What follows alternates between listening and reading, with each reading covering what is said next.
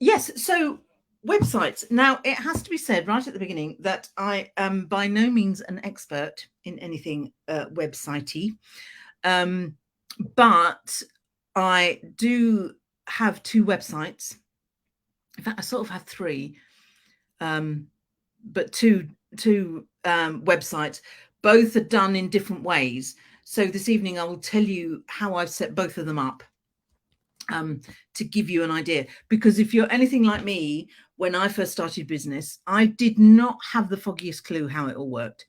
And there are all these sort of words, domains and hosting and servers and all those words banding about. Not a Scooby. So I shall go through what I've learned this evening just to give you a sort of a basic, ground knowledge of it, to point you in the right direction. That's generally what my lives are about. Just to sort of get you on the way, give you a little bit of knowledge for you to sort of take off and go and then do what you need to do. And also, as always, I have a blog post that accompanies this video. The link of that will come into the group. I can't remember when I scheduled it. I never remember because my short-term memory is dreadful. I think it's about 8 o'clock. So if you're a reader rather than a listener, it's all there. And the reason I write the blog before the live is so that I've got notes to look at. So it's all, I'm repurposing all the time, you see. So I've got my little notes here that I will follow. So the first thing I talked about in my blog, the first thing I'll talk about is whether you actually need a website or not. It's a question I'm sometimes asked, do I really need a website to run a home baking business? If I've got a Facebook page, isn't that enough? Isn't it costly to have a website? All perfectly valid questions, of course. But in my opinion, I would always err on the side of, yes, you do need a website. And there's a number of reasons why. Firstly, as I say in my blog, it shows that you literally mean business. It shows that you are proper set up. You are, sort of professional in what you do, if you like. You're not just sort of a side hustle that, whips up at the odd cake occasionally. Even if you are, you don't want to give that impression. You want to give the impression that you are a proper setup and you know what you're doing. And a website really helps with that. It helps give that impression, even if you're faking it, like I probably am a lot of the time. It does give that impression. People like having a website to look at. Okay. And particularly, as I say in the blog, if you're, doing birthday cakes and sort of bigger orders and wedding cakes in particular, I think it's really, really important to have a website. People, particularly with wedding cake, I mean, even with birthday cakes and, anniversary cakes and celebration cakes, people are paying sometimes sort of around the £100 mark. And I think they're more likely to pay those amounts if they find you on a website, or they see your website and they see all your pictures, your portfolio, and they see your setup.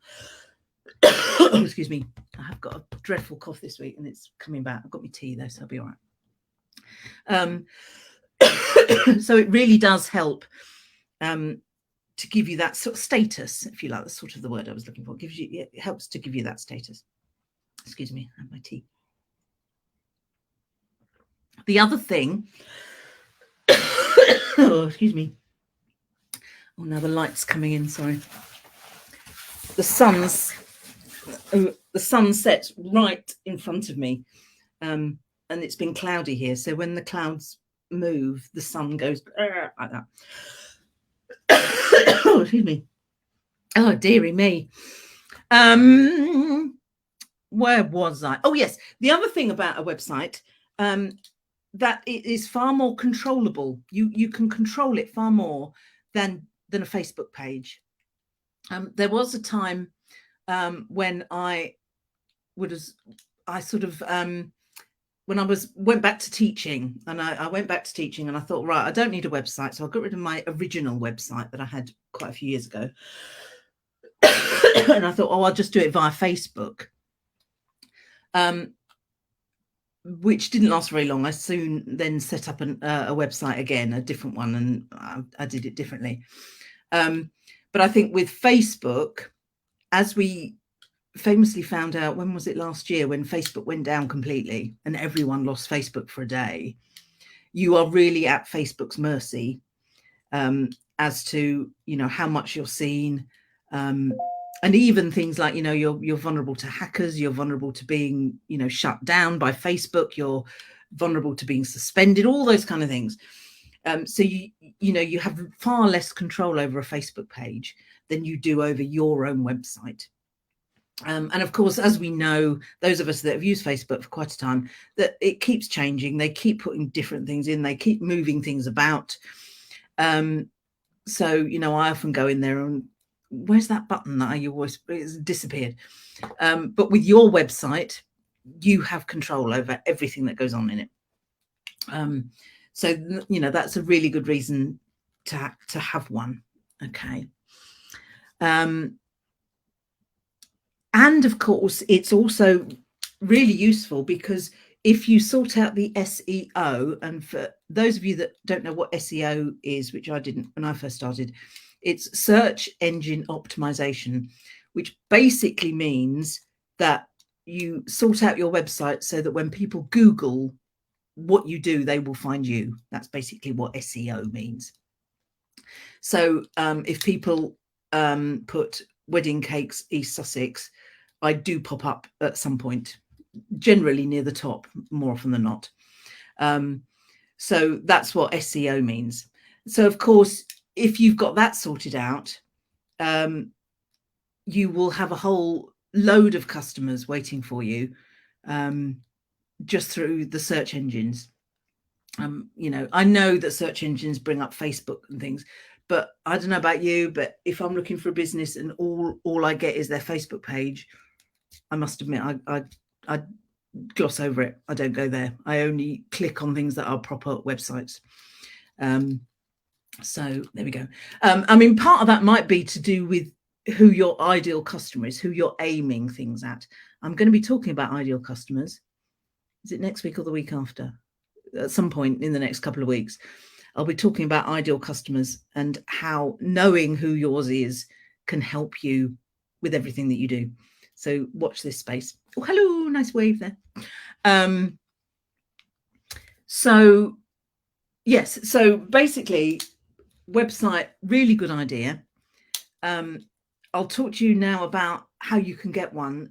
The cost of a website, you know, if someone asks me how much does a website cost, it's as long as a piece of string. It can cost nothing and it can cost thousands. You know, there's a whole spectrum. So the first thing you want to do, if you want a website, if you think, right, yes, I think I'm going to set myself up a website, before you start looking into you know, how you're going to do it and how much, what you've got to decide is what you actually want your website to do for you. What sort of functionality, if you like, do you want your website to have? And also think a little bit strategically as well. So think about, you know, in a few years' time, are you going to want your website to have the facility to, I don't know, have, you know, for people to book appointments for consultations, because you might be thinking of, oh, in a few years, I'll be doing wedding cakes. I don't know. It's just an idea, you know, example off the top of my head. So think about what it is you want your website to do now and what you are planning for it to do for you in the future. Because the last thing you want to do is to set up a website and then in a couple of years think, oh, actually, yeah, I want to sell things via my website and I want to have a cart option and this, that, and the other. And you find that your setup either doesn't allow for it at all, or it allows for it, but it's blooming expensive, far more expensive than another website would be. So it's worth considering all that when you research it. Okay. So yeah, so think about what it is you want. I mean, at one point, before I really, before my, the wedding cakes took off, I did have an ordering facility when I used to do farmers markets. I used to sell lots of brownies and cookies, and I used to sell those on my website. And I had the facility to do it. Not that I actually sold many, because I didn't know how to market and sell properly. I do now, but I don't sell them online now. But that cost me an extra amount a month for the facility to do that, to have a shop set up on my website. So when I decided that actually I want to do wedding cakes, I took that facility off, and I don't do that anymore. I don't have any selling facility on my wedding cake website at all. So decide what it is you want it to do, because that will make a difference to the price, to the cost that you're looking for. And when you compare different ones, you want to compare sort of like for like. And you can't compare a one-page website to another website where you get loads and loads of different pages in a shop and this, that, and the other, because you're not going to be able to compare them properly. So decide what it is you want. And what you can then do, hang on, I'm just looking at my notes, make sure I've not missed anything out. Yes. So once you've decided what it is you want from your website, there are two main ways to get it. One is to contact, a web design company or a web designer to set it up for you. And the other is to do it yourself. And there's a couple of options if you want to do it yourself. And that's what I'm going to show you with my websites, how I did those myself. And there are two different ways of doing it. If you contact a web designer, brilliant. They'll be able to set it up for you. It will cost you quite a lot, because obviously, the labor costs alone. I mean, us bakers, we know about labor costs, don't we? So be prepared for that to be a significant amount, if you like. And then, of course, there's the maintenance of it. Are you going to get someone to maintain it for you and add photos when you want them added? Or are you going to have them set it up for you and then sort of hand it over to you for you to then update it? Personally, I wouldn't be able to completely let go of my websites, because I want to be able to say, oh yes, I'm just going to pop this photo up. I don't want to have to email someone and say, could you put this on my website, please? And then 3 weeks later, they've got time to do it. I'm too much of a control freak for that. I like to have everything doable instantly. But the way I've set my websites up, because I know them so well now, I can do things fairly instantly. So that's not a problem for me. So are you going to get someone to do it for you? Are you going to get someone to completely do it for you, or are you going to get them to set it up and then you take over the the everyday ins and outs of it? Or are you going to do it all yourself? Okay. Obviously, the doing it for you is a lot more expensive, but you're likely to get a really better result quicker. Okay, when I did my wedding cake website to start with, it was a complete mess. I like to think that I've tweaked it now, and I've a couple of people have sort of had a look and said, oh, why don't you put that there or that there, and all those kind of things. So I'm happy with it now. I think it looks quite professional now. But if you want that sort of instantly, you want the web designer route. And of course, all this, don't forget, all of this, the cost of all this, you pay for it through your products. So when you're pricing your products, you've got to include the price of all this in your products. Okay, that's a by the by. Right, so let's say you've decided on one of those options. The first thing that you need, or one of the things that you need, is a domain. Now, a domain, I'm speaking as if you know nothing like I did a few years ago. So pardon me if I'm sort of teaching Granny to suck eggs. But I think it's worth just going right back to basics. So your domain is your sort of website address. So mine's leadingladycakes.co.uk.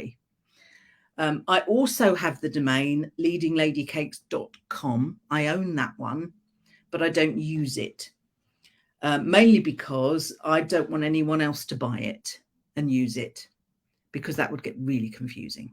If someone else had leadingladycakes.com and I'm leadingladycakes.co.uk, there would be all sorts of Googling kind of shenanigans going on. So yes. So by your domain, hopefully when you decided on your business name, I always advise when you're deciding on your business name to check and see whether the domain name is available. When I first set up Leading Lady Cakes, originally I wanted to be, my first idea was Prima Donna Cakes, because I sing opera, for those that don't know. That's why it's sort of that theme. But Prima Donna Cakes was taken as a domain. I couldn't have primadonnacakes.co.uk or .com. So there's no point in me naming my business that, because I wouldn't be able to have the web domain. So I think someone in my opera group suggested it. Why don't you call yourself Leading Lady Cakes? So that's how that was born. And of course I opted for that because no one else had that domain. So you need that domain. That is, how people find you. Okay. You can buy those anywhere. If you just Google buy a web domain or words to that effect, you'll find loads and loads and loads of places that will sell you a domain. They're usually around £15 a year, something like. You do have to renew them, but they're about that price. And I would recommend you get, if you can, get the .co.uk and the .com, because I think those are the ones that are more likely to be snatched up by someone else. You can get .net, whatever, all these different ones. But if you've got the .com and the .co.uk, the chances are no one else is going to set up any of the others. It's far less likely. So you've got your domain. Yeah, it doesn't matter where you buy it from either. Where you buy it from, you're not then tied to them. And I'm going to talk about hosting and servers now, and hopefully you'll see what I mean. Oh, Alex, hang on. Alex says, can I put your comment up, Alex? Let's have a look. I originally had a website designer do my initial website, but it was a failure. They didn't comply with the contract, so I requested my domain name to be put into my name for free. Oh, good.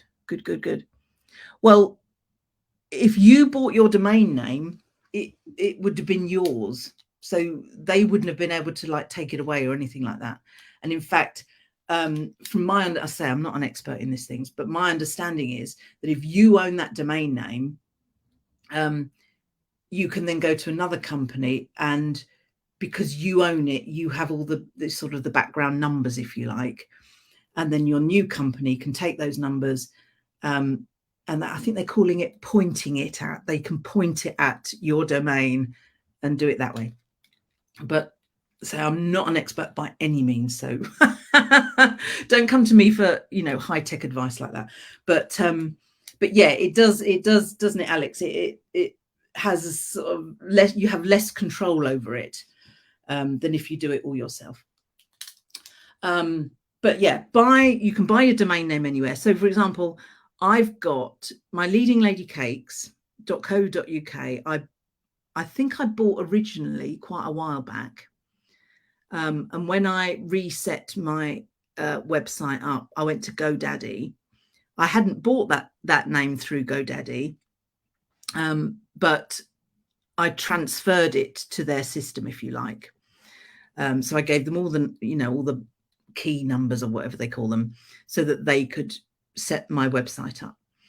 And when I set up anniebennett.co.uk, which is where all my training and memberships are, I bought that through GoDaddy, but I don't, they don't host it for me. I'll talk about hosts in a minute. So it doesn't matter where you buy it from. You can take your domain name anywhere and set up a website. Okay.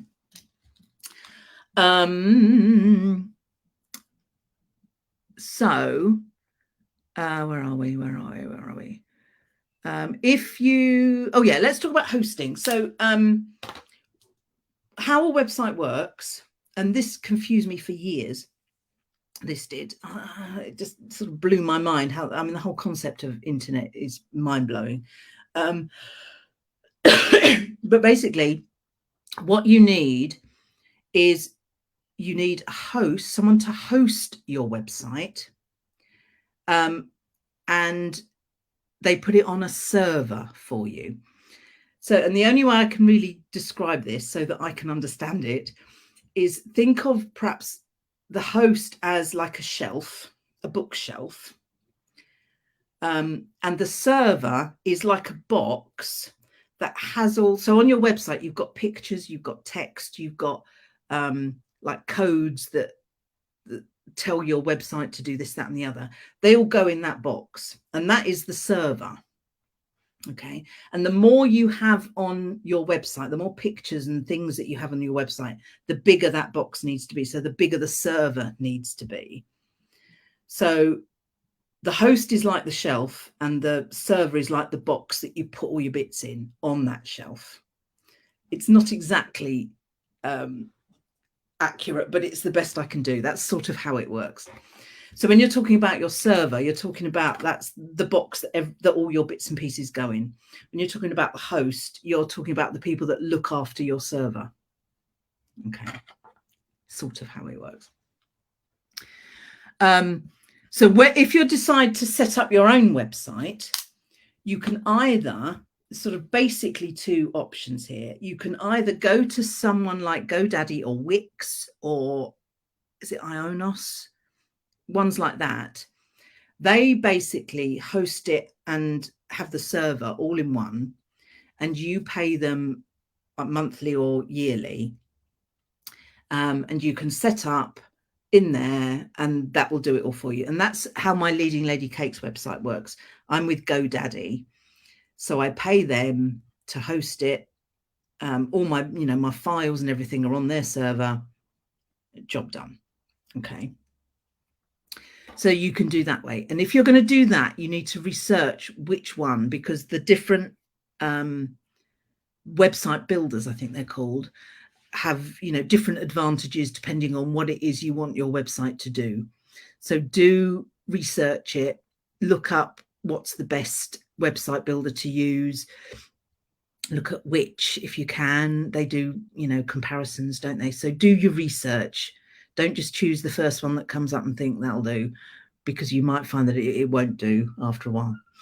So there's that option. The other option, which is what my anniebennett.co.uk website is I use something called Wordpress.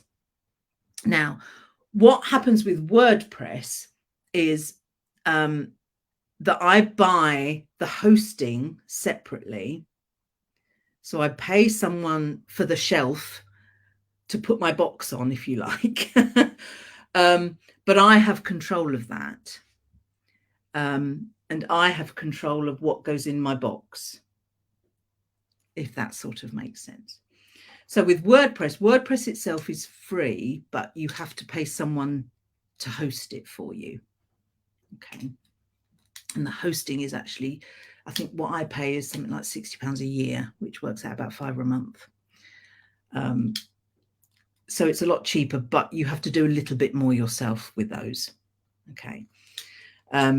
So my Annie Bennett website, I do a lot of it myself. It's very good for blogs. If you want to blog, which is very good for getting your website seen, WordPress is a very good one. They do, and most website builders sort of do the drag and drop thing, where that'll make it easier for you to build your pages. So once you've sort of got into the hang of that, you can, pick that up fairly quickly. I did, with quite a few crushing mistakes along the way. But, as I often say, there are no mistakes, are there? There are only learning opportunities. So there we go.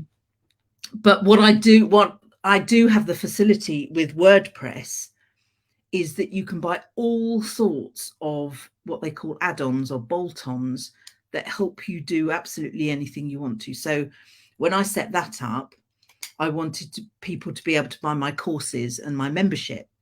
So I have certain editions that do all that for me. So I set them up within my WordPress website.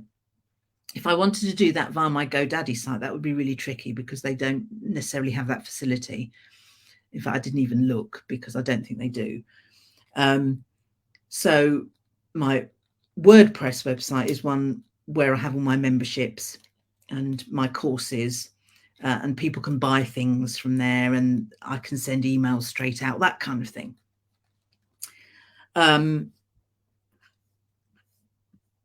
So my Leading Lady Cakes is a GoDaddy website. It has sort of templates for me, and it sets, and I think Wix has the same. All these website builders are very similar in how you are able to build your website. So they have templates, and you just sort of put your own pictures and your own text in, and they have, different layouts depending on what it is you want the page to look like.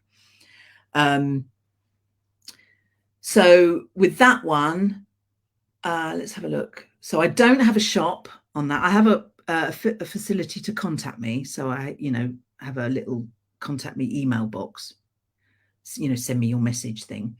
That is around £15 a month, around that cost. If I wanted to put, I think when I had the shop, it was up to 25 a month, something like that. But that was quite a while ago, so don't quote me on that. But it is a little bit more to have a shop. For my Annie Bennett one, which is the WordPress one, I say I paid £60 a year for the hosting of that. So to put my box of tricks on their shelf, if you like. But the extra bits that I have cost me another 180. But it's quite a lot of stuff that I have that it does as well, that probably most of you wouldn't use, so basically that's quite a good cheap option, if you like. Now you can get free sites. I think Google sites will give you a free website. I must admit I haven't looked into it greatly. I've just sort of had a brief look. And you can set it up, and you can sort of do the drag and drop, and it has templates and things. But the size of your free ones is going to be limited. So if you're wanting to put lots of photos on, you might find that you're limited with the number of, photos and things that you can put on. So just make sure that you research before you spend all the time setting it up. What is the limit on it? Because you don't want to find that you actually want to grow your website and you come across a brick wall because you haven't got any more room. They won't let you put any more on.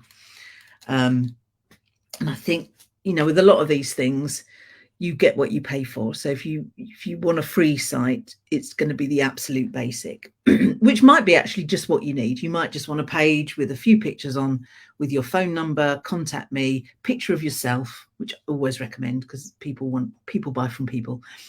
That might be all you need. But say if you want to do a bit more than that, then consider, paying out some money for it. Because I think it's worth it. I think you get a lot of, lots of people come to me for wedding cakes and they say, I see on your website, I love this cake on your website. Can I have this one? Without my website, I wouldn't have the bookings that I do. No question. Alex, hang on, where are we? Oh, it's not letting me scroll up, Alex. Hang on. Oh, you're doing a course with Katrina. Oh, yes. Now, Katrina, she's my friend, Katrina, and she runs she does WordPress sort of tuition. She does courses. So Alex is actually doing a course, and you're learning how to set up yourself, aren't you, Alex? So yeah, and there's all sorts of, you know, ways that you can learn to do these things yourself. You know, I love a challenge. So you know, I decided to do my website myself. A, because I'm a control freak, and B, because I'm not going to let tech beat me. You know, I'm not easily going to be put off by things. Oh, it won't let me scroll up. I can't see all your comment, Alex. That's a shame. Hang on, let's just do that. Oh, there we are. So yeah, Alex, you got your co.uk. Yeah, they do vary in price, but that's a good price. Yeah, and it's usually for a year or 2 years. So it's not very expensive to actually buy your domain name. That's the sort of the cheapest bit of it, really. Oh, hang on. There we go.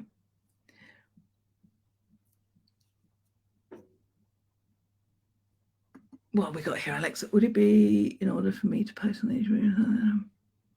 Oh, yes, please do. Yes, pop that in the membership. Brilliant. Yes, please, Alex. That'd be great. Oh, hello, Zoe. Hello, Zoe Speakerwee. Hello, my lovely. There we go. So that's a very sort of brief introduction to websites, if you like. But hopefully it's giving you some kind of an idea. I know it might have even confused you more, but hopefully not. But if you sort of understand the, you know, how hosting and what a server is, if you sort of get that idea, and the fact that, you know, you can set it all up yourself, or you can get someone else to do it, the different options. But I think the most important thing is decide what it is you want your website to do for you. You know, what is your aim with your website? And do think, say, a little bit in the future as well. You might not want to sell online now, but you might want to in a couple of years' time.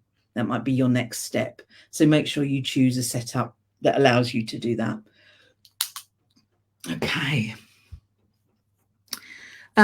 So there we are. I hope that's been of some use to you. I dare say that if you have any questions about websites, or want, you know, to ask a bit more about how they work, there will be quite a few people in the big group, the Home Baking Business Community, that know quite a lot more than I do. So do put questions in there, because I'm sure someone will be able to answer it for you. And if you're in the membership, say Alex is going to post those things for you. And I can always ask Katrina things as well. If anyone's got a specific question, I can get hold of Katrina. And Natalie, actually. Natalie did some training on WordPress for us as well. So I have access to those specialists if you need any more help with that. So there we go. So I hope that's been useful. Do let me know how you get on. We do have a social Sunday now for websites. And I can't remember, is it the first Sunday of the month is websites? One of them. One of the Sundays in the month, I ask people to share their websites. So it's worth having a look through to see. And if you have any questions about anyone's website, do ask them in that thread. You know, if you see a website that you particularly like, you might want to say, what's your setup? Is it you know, how did you get this set up? I'm sure most people will share that with you. And then you can get some ideas on how yours will work as well. Always good to share ideas. So there we go. So I think next week, what am I doing next? I think I'm going to do a demo next week. I think that's what I've got down for next week, which was going to be this week, but it's now going to be next week. I don't know what I'm going to demo yet. I haven't decided, but it'll be something cakey. So do join me next week for a cakey demo.